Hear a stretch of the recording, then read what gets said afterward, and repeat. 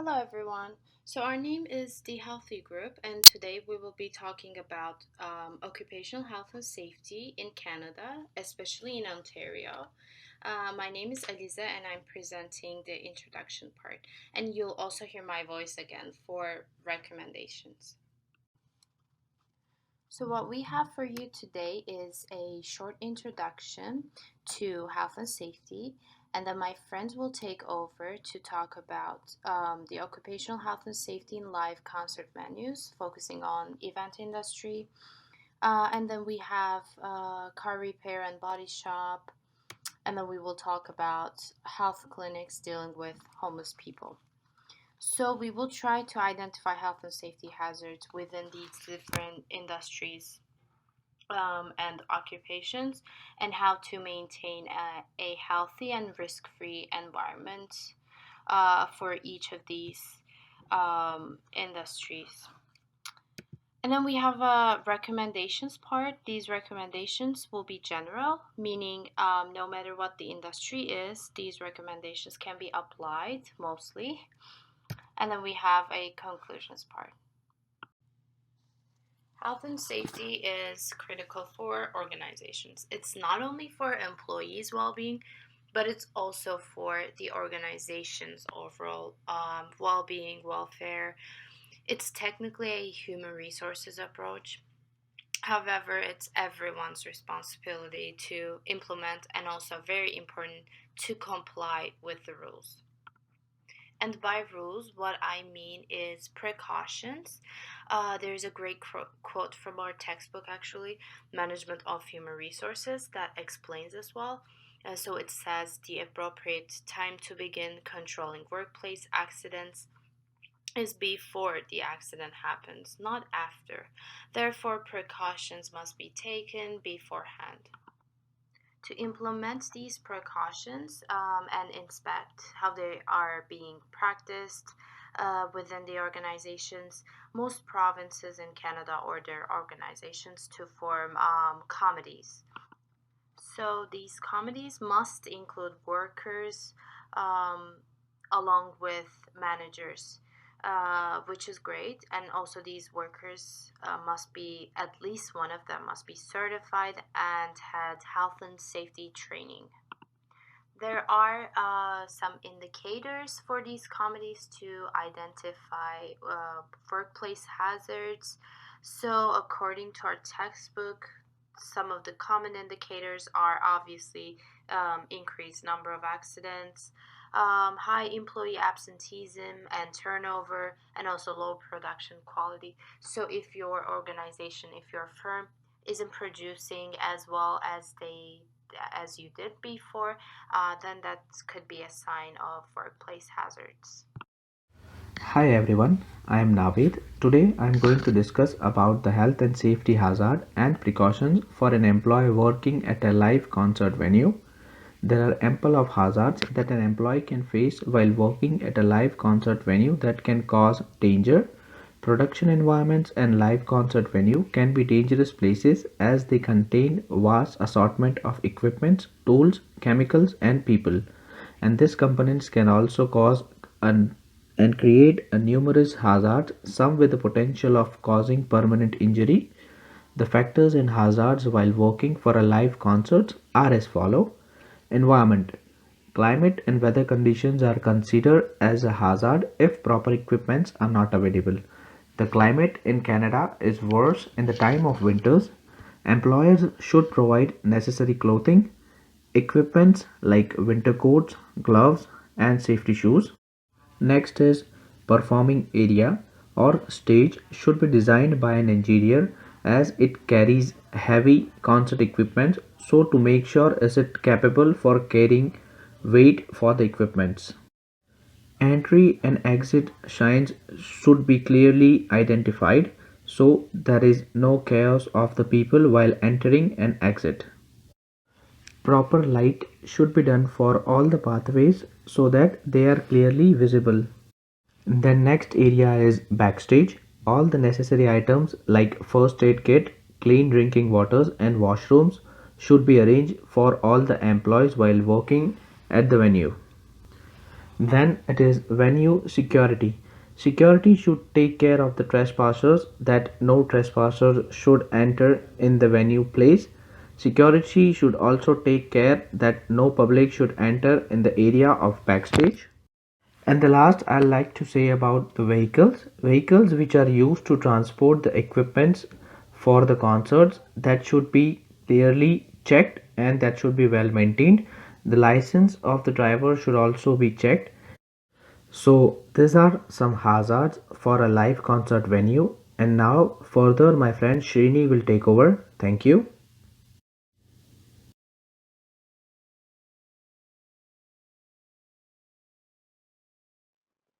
With the current fast-paced workplace and the work, organizational health and safety is a serious concern.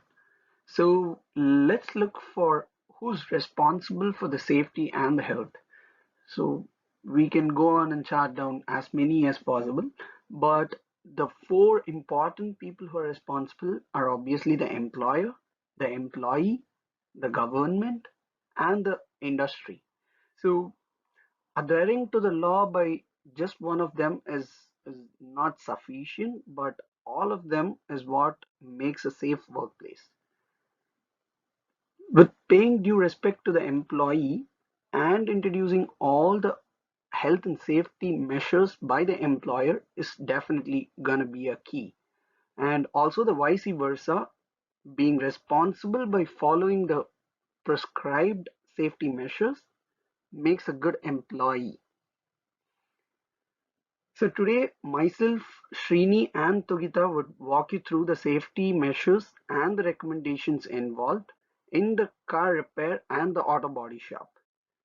So employer policies and regulations which makes a safer workplace. So as discussed before, so both employer and the employee play an equal role. So per se, a rule which is being imposed by the employer should be strictly followed by the employee as well. And to ensure this, the employer can conduct occasional random audits and also have a certification which checks if the employers are thorough with the rules and regulations. That is a few methods that they can cross check the rules that they have put. So the other aspect to it is by the government. So imposing a law and complying with them is another key. So just to make them follow those rules is something which is very important by the government. So they can't go and check on every individual company, but making it a standard makes them follow it, and that keeps it going. So anticipating something is always better than falling prey for something. So with respect to the health hazards and the precautions, it's very important. So rather than falling or getting injured or getting some health hazards, it's always better to get precautionary stuff like masks, shields, aprons, goggles, gloves, and stuff. So and also there is another way where the employer can cross check that the professionals are being certified. So that gives them a heads up that they minimize the risk of getting those, the hazards. So over to Tugita for the recommendations part. Hey guys, this is Thugitha. So, as my teammate Sheeni has explained about what an auto body shop is, its policies, health and safety act laws and compliance, etc., I'm going to talk about a few recommendations with respect to safety measures to be followed in an auto body shop. So, it is essential that every auto body shop comply with the legal standard which is governed by the Ontario Ministry of Labour. Number one, as you all know, there are various chemicals in a paint which can harm the employees. And in an auto body shop, obviously these employees are in frequent contact with these kinds of chemicals. In order to prevent the employees from the health hazard, it is necessary that they follow few preventive measures like having a separate booth for painting, which meet with the standards to paint the exteriors of car or any other tools or any other vehicle. One should wear protective clothes with headgear and gloves, etc. It is highly recommended because to a certain extent, these protective clothes and headgears would um, prevent these employees from meeting with an injury or any health hazards. Secondly, another major health hazard in an auto body shop is noise pollution. Hearing loss is the most common effect exposure to noise levels. Such hearing loss is both permanent and is irreversible, and will continue to worsen if the worker remains exposed. So, if you have ever been around a body shop, auto body shop that is, you know how loud the mechanical sounds can be. The sound exposed from the compressors, grinders, and other tools can cause hearing problems for the employees to an extent where the employee can actually lose his hearing. To avoid this, the auto body shop should maintain a noise level standard that is approved by the government and should provide the employees with some protective gear like earplugs, earmuffs, etc. to protect themselves. Thirdly, the most common injuries reported in an auto body shop is on-site injuries which are caused due to spills and falls in the work environment. So it is highly recommended that the employees clean the spills and keep their workplace safe in order to avoid any injuries. Even when a machine is not handled properly, there are high chances that an employee might get injured. It may lead to an extreme where he might lose his hand or leg. So it is essential that an employee is given proper training about how to handle a machine.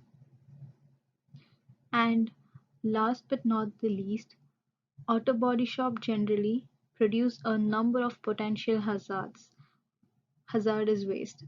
So oil-based waste, paint-related materials, grease, etc. are few hazardous waste. These waste has to be properly managed and disposed safely.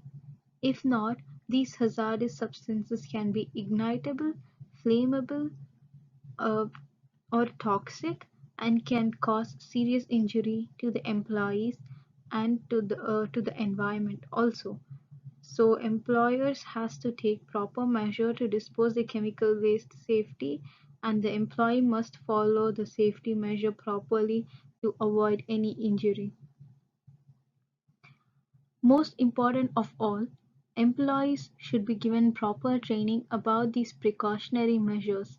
If not, there will be no use in establishing these policies if no one is aware of it. Thank you. Hello everyone, my name's Phuong. Now I and Jessica will talk about occupational health and safety in health clinics dealing with homeless people.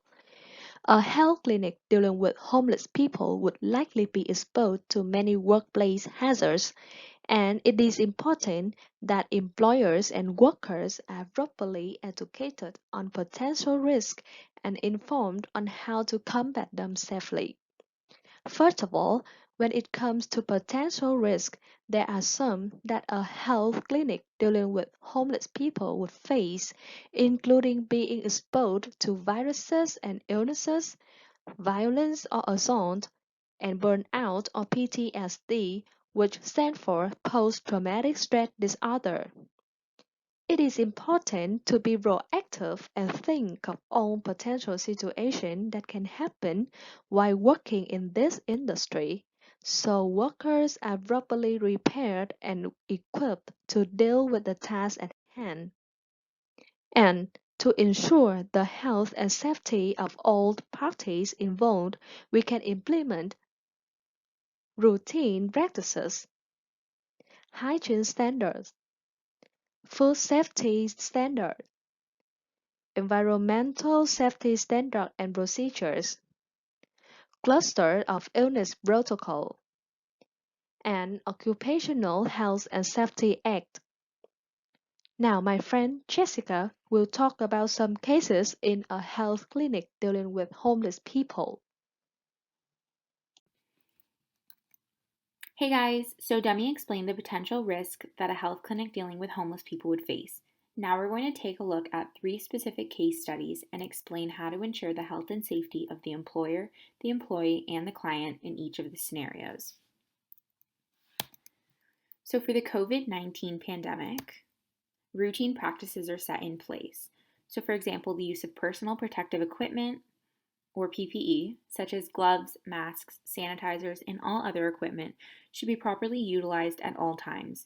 Employees should be properly educated on appropriate etiquette, such as coughing or sneezing into a tissue or elbow, or sitting beside a sick person instead of directly in front of them, just to lower the chances of catching the virus.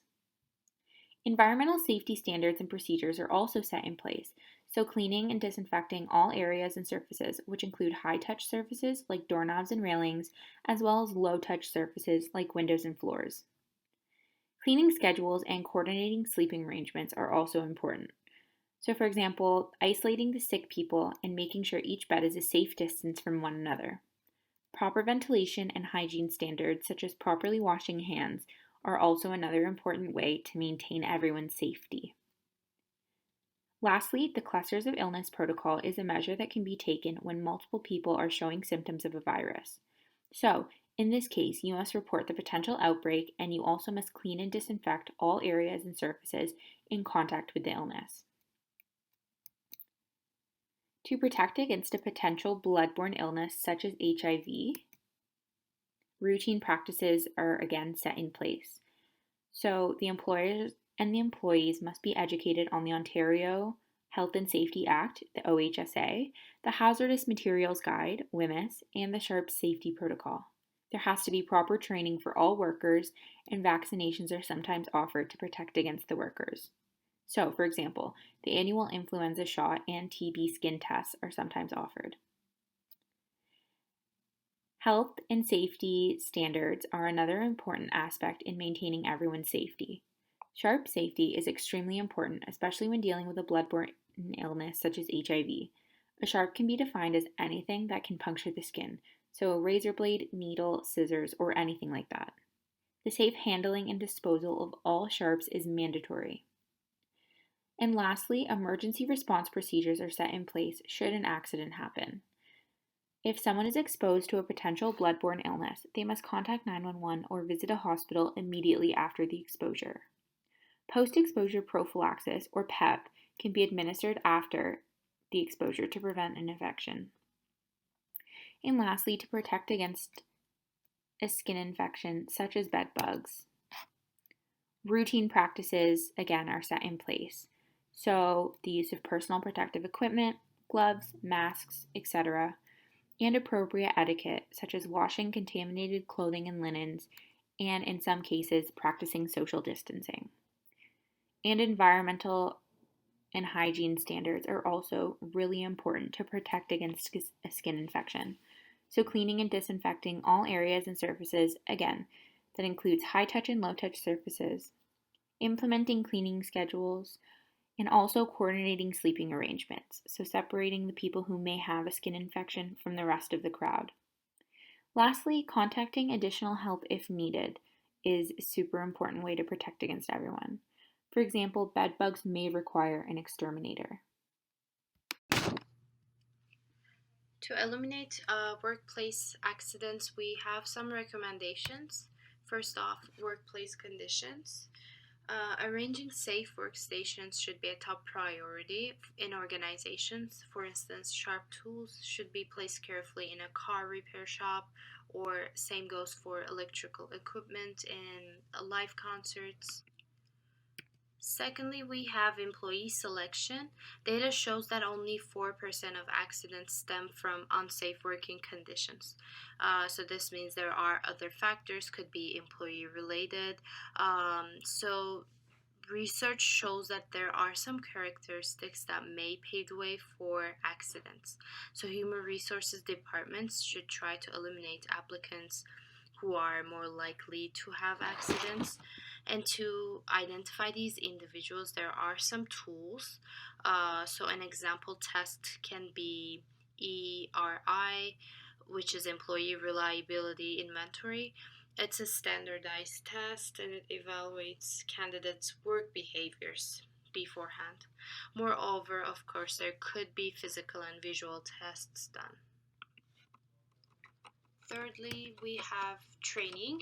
Proper training helps avoid accidents. It helps employees to identify hazardous conditions so that they can report it.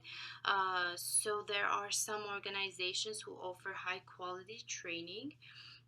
So you can also get help for your own organization. So these organizations are, for example, the Canadian Center for Occupational Health and Safety. And another example would be Industrial Accident Prevention Association. Implementing employee wellness programs are also a good investment. Employee wellness programs are proactive programs, meaning they're done beforehand. They're not reactive to an accident. These may involve practices to reduce stress or encourage employees to be more active outside of work. And these programs are proven to be efficient. For example, NCR Canada, they're a technology provider company, they're a software company, so they actually saved $600,000 directly and indirectly during the first year of its wellness program. Absenteeism was cut more than half in a year, so these programs do pay off. Lastly, for all these recommendations, full devotion of the senior management is needed. Top management should commit companies' time and money, so resources, to maintain a hazard-free environment. Managers should be active and on board in all these process. So human resources should stress on these programs' significance. So it's now clear that occupational health and safety is extremely important for all businesses, regardless of the industry. Safety isn't expensive, it's priceless. Thank you for your attention and have a great day.